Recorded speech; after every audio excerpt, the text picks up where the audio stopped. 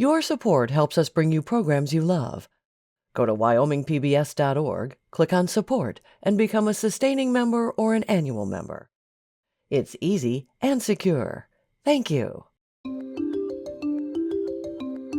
Mark Junge's dream of cycling across the United States appeared to end in 2002 when he was diagnosed with COPD and placed on supplemental oxygen 24 hours a day. Well, the dream survives. Mark Junge, his wife Ardath, and their cross-country cycling adventures. Next on Wyoming Chronicle.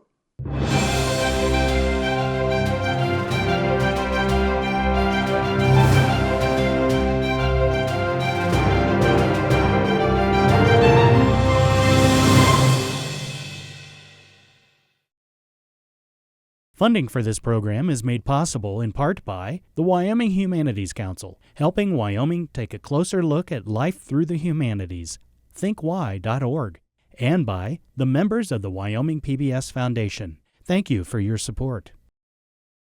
I'm Craig Blumenshine from Wyoming PBS, and it's my pleasure to be joined by Mark and Ardath Junge. Welcome to Wyoming Chronicle. Thank you both for joining me this evening. How are you? Thanks, Craig. You know, first of all, you guys just celebrated 55 years of marriage. Am I reading that correctly in my notes here? That's right. Where did you two meet? How did you find each other? Well, we met in Denver. I was working as a medical secretary in a hospital in Denver, and Mark was doing his student teaching, and he visited the apartment house where I lived, and he was there visiting another college student from Western State, and we met on the landing of an apartment house, and we took a shine to each other right away, and from then on it was just the two of us. Ardath was a medical secretary, and she had a white uniform on with white shoes, and she's got these sparkling blue eyes. And I was ready. I think I was ready because I looked at her and I thought, I wonder what it would be like to be married to her. Well, you found out, and here we are 55 years later, and you two have lived a life of adventure. And Mark, the reason why I really wanted to visit with you and Ardath both, quite frankly, is when I first moved to Cheyenne 4 years ago, one of the first things that I did is I subscribed to the Wyoming Tribune-Eagle, and then started reading about these two people who rode their bikes all over the country, even though, Mark, you're on oxygen all the time. And I just found that to be inspirational, quite frankly, to me. And that's what I wanted to kind of have you share with our viewers. So take us back really a long time ago, Mark. Let's start with your part of the story. Have you been a cyclist for a long time? Is this something that you've really enjoyed doing? Well, I guess like most kids that were raised in the 50s and 60s, I wanted a bike. Other kids had bikes. I wanted a bike because bikes gave me freedom, right? And so I did have a bike. I've always liked bikes, but it wasn't until, I guess I'd been talking about going across country for a long time. Ardath says, she told me this morning, she says, you've talked about this for a long time. So the problem is I developed COPD because of blood clots in my lungs. And I guess in the process of rehabilitation, I thought maybe I could really fulfill my dreams, and maybe I could actually go cross country, but I'd have to do it on oxygen. And she says, well, Mark, how are you going to do that? We don't have a lot of money. And well, let me interrupt you there for just a minute, Mark, because when you had that diagnosis, I mean, I can't imagine how I would have felt, but I've got to believe that it would have been hard. It would have been maybe depressing to me for a while. How did you pick yourself up to want to do something so challenging? I think it came from partly genetics. I don't think anybody does anything on his own. I think it's other people. If it wasn't for other people, I wouldn't be alive here talking with you. I've had 3 open heart surgeries, both hips replaced. I have COPD, and believe me, it's other people that keep you alive. But when I got COPD, I pretty much thought life was over for me, Craig. I thought, well, I might as well get used to this because I'll be sitting in my recliner with the remote watching TV and breathing oxygen.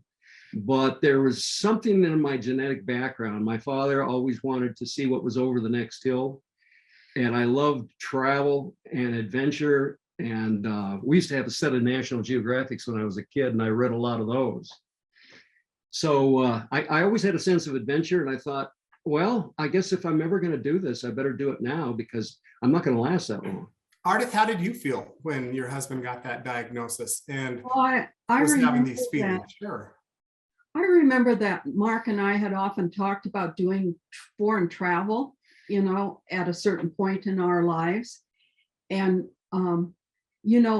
when your spouse has a diagnosis like this, it's a depressing thing, not only for him, but it also was depressing for me because I saw our whole life changing at that time. And, you have a depression for what you've lost, that you will no longer do things like you had planned.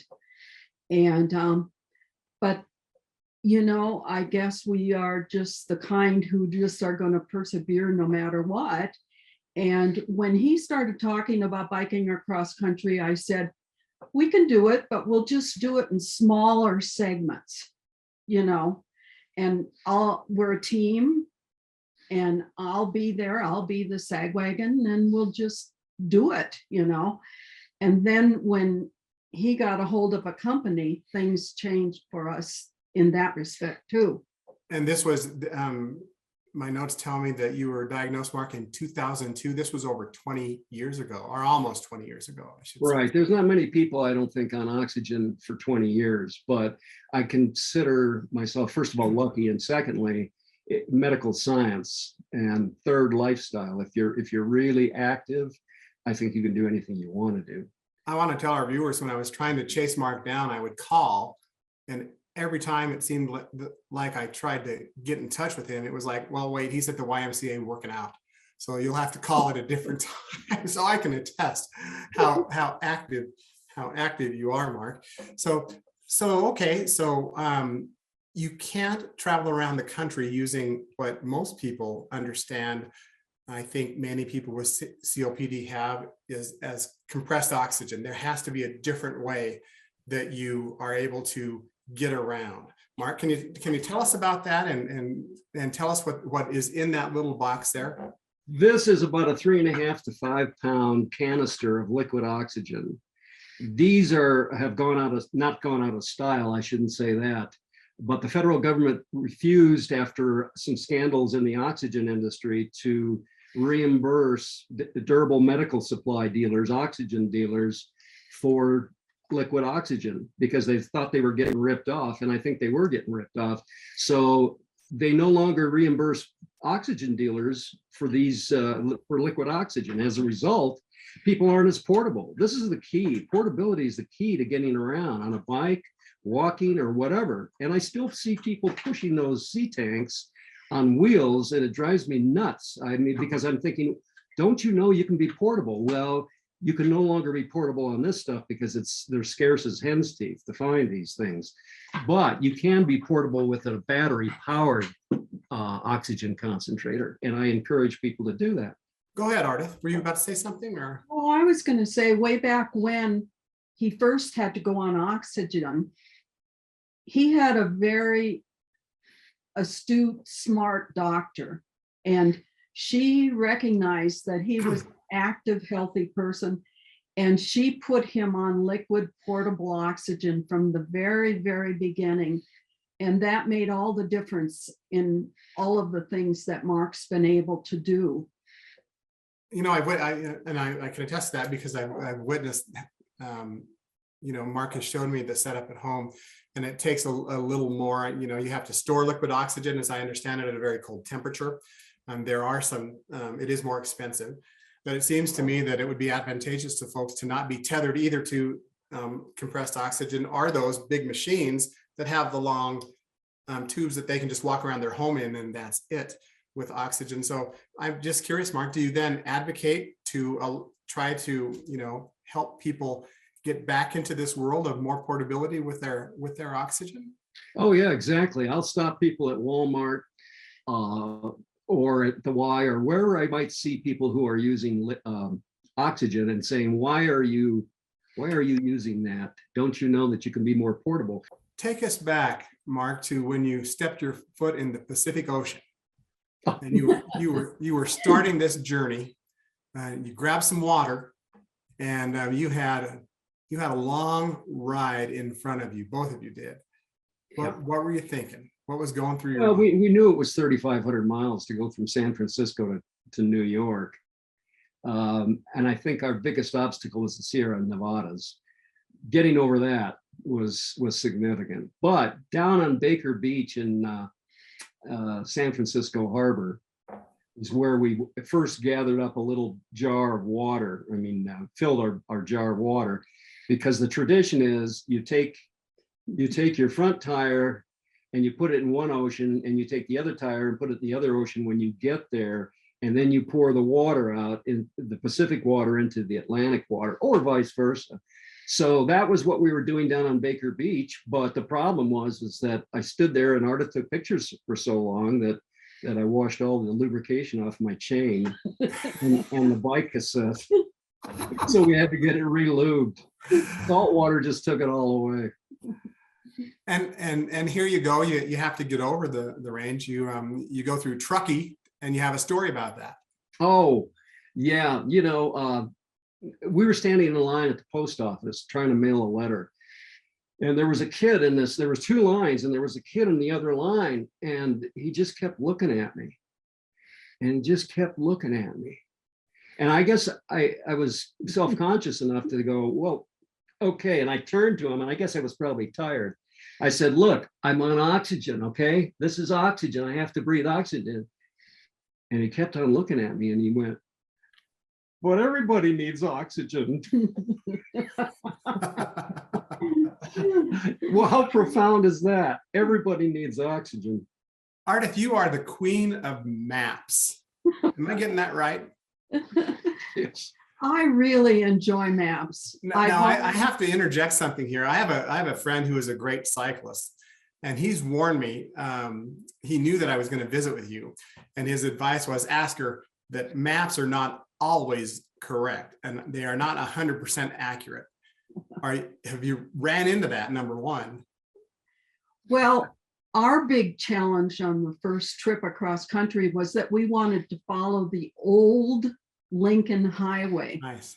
So you don't just follow the side roads or so forth. You actually take the old Lincoln Highway and coordinate it with the new roads that they're using right now. And it quite often followed the Interstate 80 route, kind of in that direction. But as a map person, I took the modern day map, and I would highlight the old Lincoln Highway, and then I'd go to the copy machine and I would make two copies so that I would have a copy in the vehicle and Mark would have a copy in his bike. And that's how we coordinated the route that we were on. And we would set a designated place for meeting up again somewhere down the road. And this was before, we weren't carrying cell phones with us on this trip, were we? Not the first year. We had cell phones, but the connection was not good. Coverage wasn't the best. We sometimes lost track of each other, and I would get all worried. Is he ahead of me or is he behind me? Well, in other words, he got lost. You knew where you were, and he got lost. Is that how that went?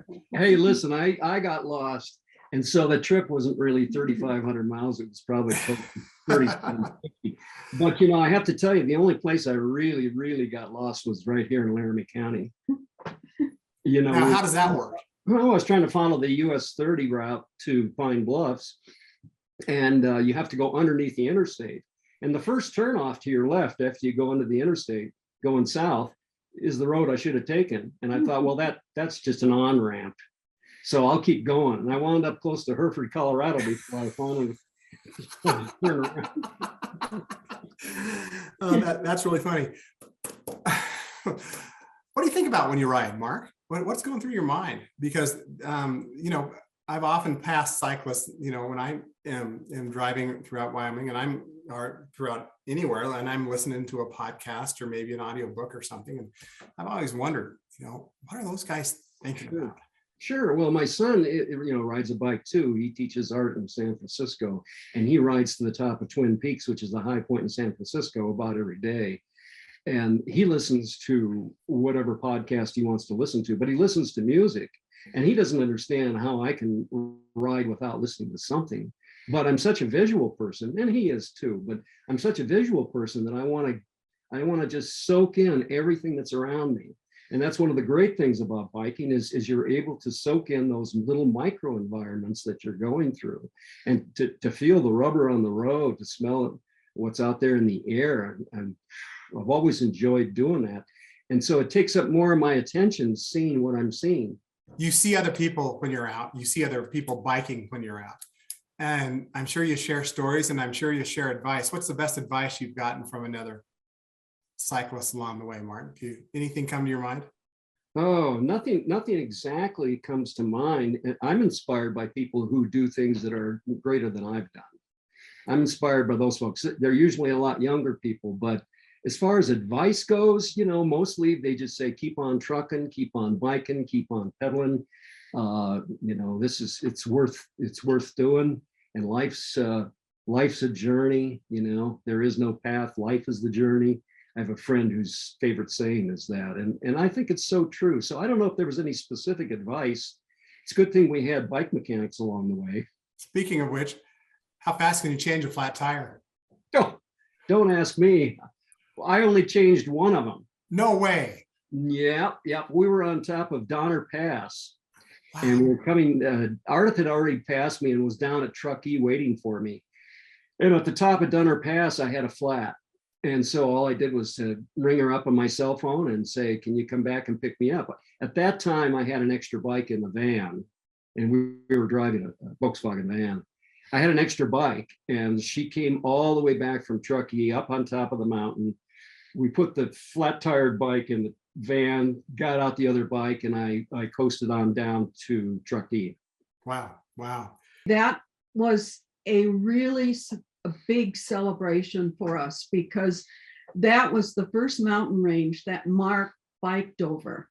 And when he made it across Donner Pass, I think he realized at that time we could make it across any mountain range in the United States. I want to just tell our viewers some of the places you've been, and then maybe you can give us some of the highlights here.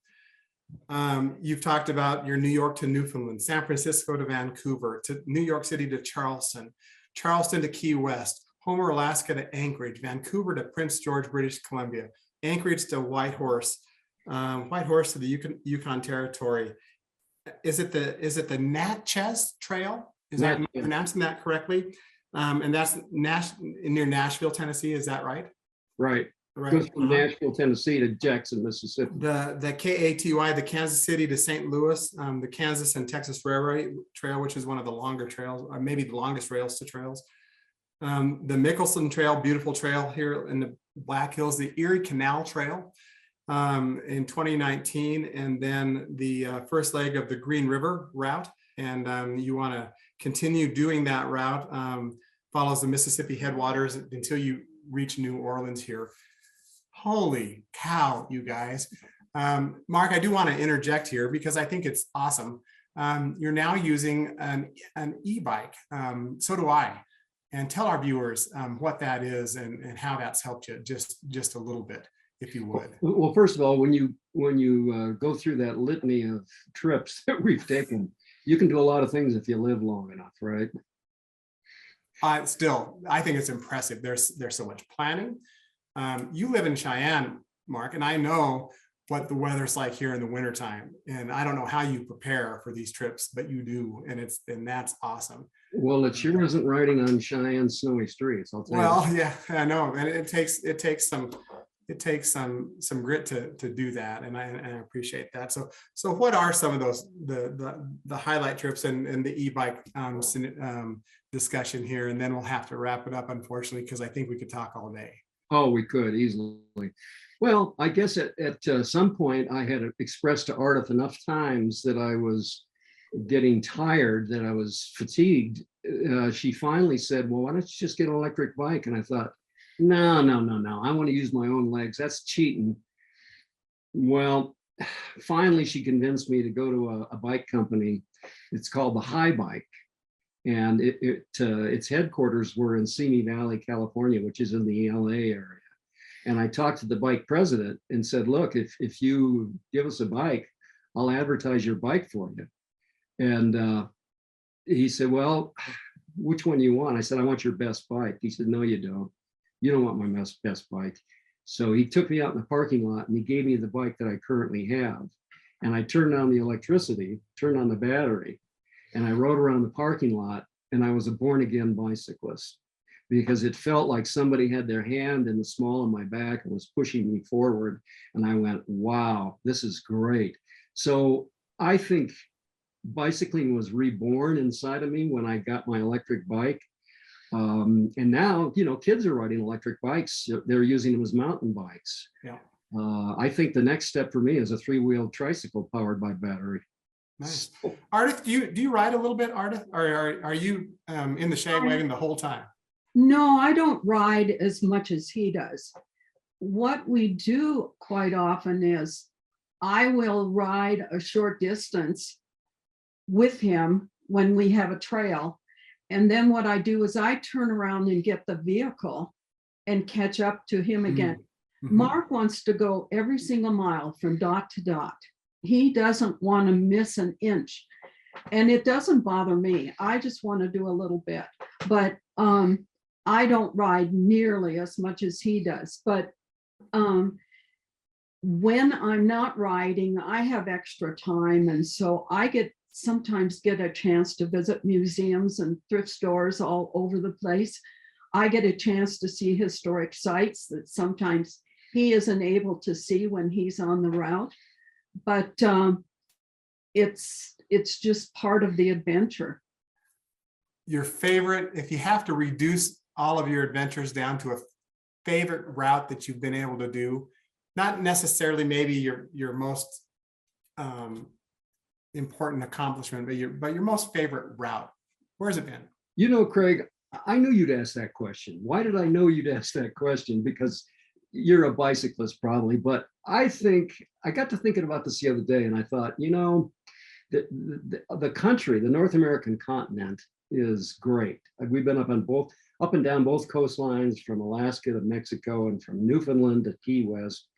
And we've been across the country and we've biked in other states. And I have to tell you, every place we've been has had its unique aspects. There's all these micro environments. I don't think it'd be fair to tell you which states I like. No, wait.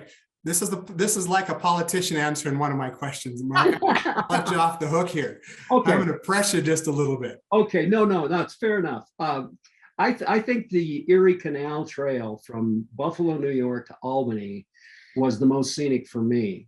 Just to follow that historic canal that was dug by hand and with horses, and see the beautiful upstate New York, the rural New York, and to visit with rural and local people. Just to follow that path for 363 miles, it was a great experience. Very, very nice. My favorite is the Katy Trail in Missouri.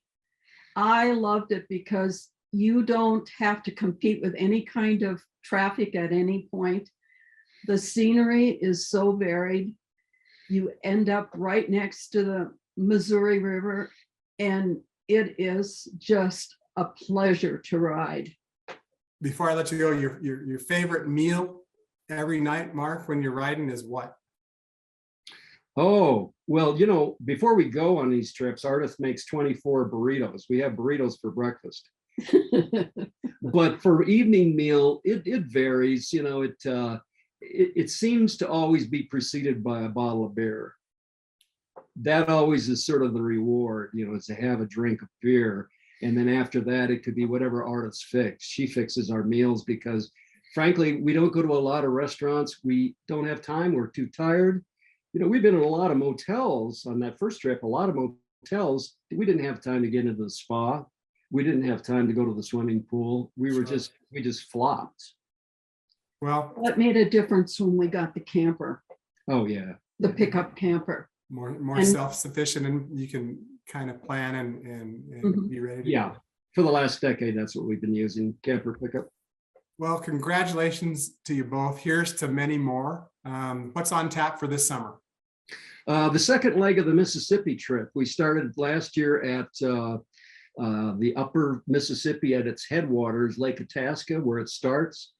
And we made it down, not quite to St. Paul, Minneapolis. So now the second leg we'll do this summer and get as far as Iowa, let's say, or a little bit into Iowa, maybe cross the river and see what the trail is like in Illinois and Wisconsin.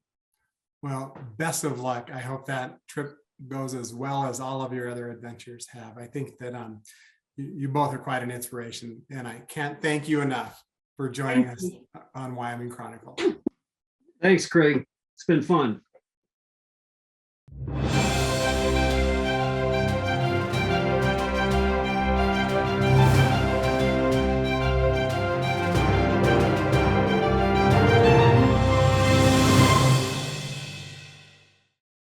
Funding for this program is made possible in part by the Wyoming Humanities Council, helping Wyoming take a closer look at life through the humanities. ThinkWhy.org. And by the members of the Wyoming PBS Foundation. Thank you for your support.